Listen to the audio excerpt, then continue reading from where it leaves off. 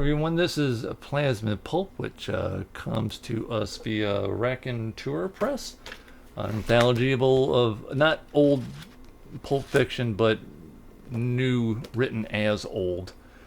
And so I'm not sure if they succeeded yet or not. So I've read some pulp fiction.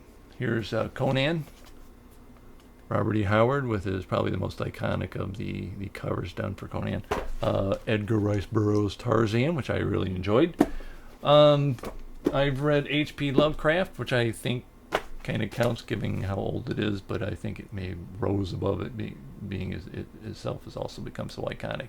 I have seen old serials, like I've seen the original black and white Flash Gordon. I've watched highlight reels of old black and white Captain America, which, if there's anything that stands out in those, the fight scenes are actually pretty incredible looking. It's just awesome fight stunt work done in it. So my exposure to real pulp fiction has been rather minimal.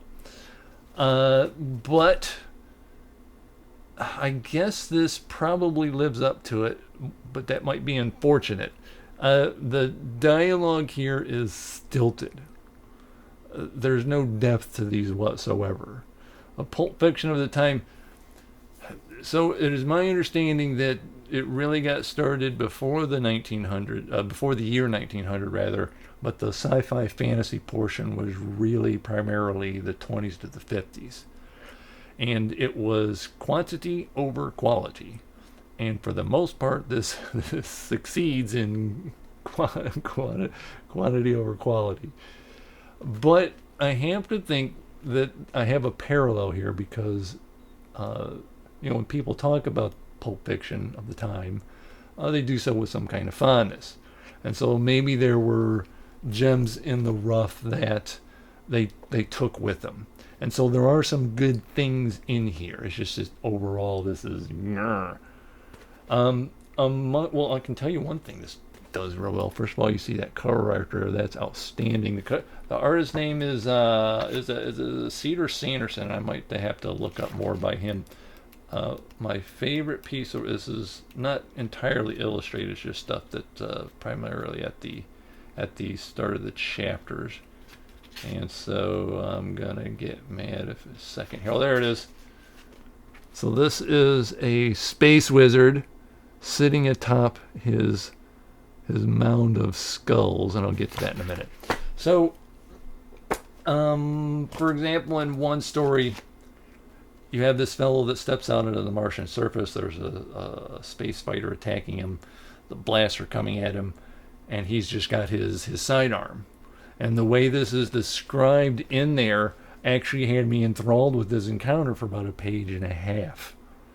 There is one in here in which it is the most Flash Gordon and John Carter of them, where this dude in a regular Earth rocket is launched into space, but he's taken away to a faraway place, and he's a bit stronger than everybody else, and he's going to be put to the test to see if he can win in a duel. And that brought back a little nostalgic type feeling. There is another that is quite a bit more like Flash Gordon, where a scientist and his lovely assistant grab hold of the hero into the spaceship and go to this rogue planet that is passing through our solar system and encounter an emperor there. And so very Flash Gordon, obviously, but there's a really nice little twist that I actually really enjoyed reading about and what their solution was to it and who's running the place. And of course, the one I mentioned, with the space wizard. So what he does is he'll want to kill someone in such a way that they're not necessarily himself kill it, but there's a murder that takes place, and he takes their skull, because the more ironic the murder, the more powerful the spell is. So he points out that he's got one where a daughter had killed her mother. In this case, our hero, he has this crystal device, and he uses it to shoot laser beams using his psychic powers. And he wants to use that to kill him with his own weapon and then take his skull, and he'll get a more powerful smell out of it. It reminded me just a little bit that in Lensman, the people on patrol, the Lensmen, had a little lensman that they wore on their wrists that enhanced their psychic powers. This is where George Lucas started the Force with, because he wanted a similar object he called the K-Burr crystal, and that gave people the Force. But he got rid of that and just said anybody can get the Force with the midichlorians and all that stuff. But so that's what that kind of reminded me of here. And he was taking a princess and her bodyguard off to a wedding, and they got captured. And the other ironic death was going to be he makes the bodyguard, I don't want to ruin that for you, but he makes the bodyguard try to kill the princess. So there's just there are good pieces in here. There's one or two good stories in here, but overall not to my major liking. A good attempt, I guess. But I think that if I had been like 10 or 11 and read this, I'd say, oh, it's pretty good. It's lots of fun. Or, I used to make myself read, if I bought a book and it wasn't going well, I still used to force my way through it because I spent money on it, might as well read it. And there might be some little nugget in there that I enjoyed and I could take with me.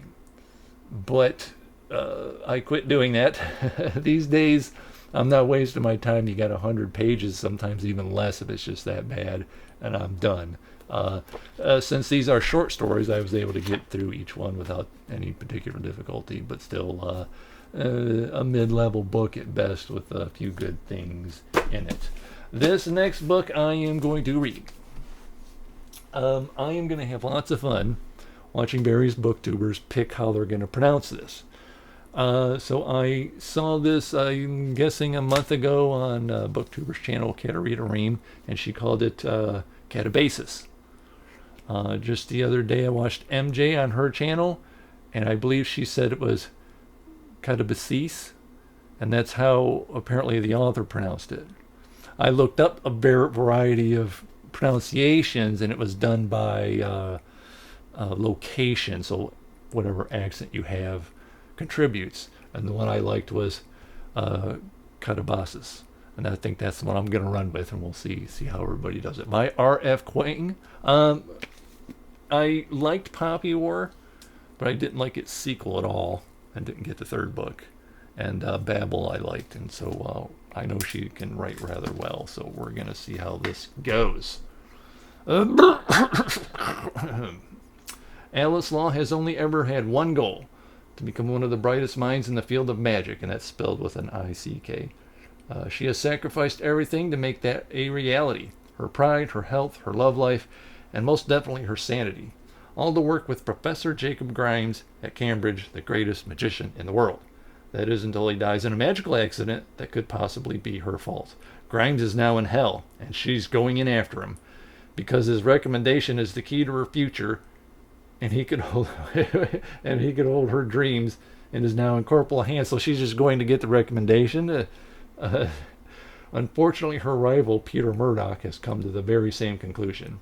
With nothing but the records of Orpheus and Dante to guide them, bundles of chalk to draw the pentagrams necessary for their spells, and the burning desire to make all the academic trauma mean anything, they set off across hell to save a man they don't even like. Okay. But hell is not like the storybooks say. Magic isn't always the answer, and there's something in Alice and Peter's past that could forge them into the perfect allies or lead to their doom. So I read that the author said something to the effect that the idea came to her because she thought academia is hell. So this looks like we're going in for some tongue-in-cheek type humor in this journey into the depths of hell. So we're looking forward to that. She's a very good writer for this week. That is it. I hope you enjoy your Labor Day. Thank you very much. Bye-bye.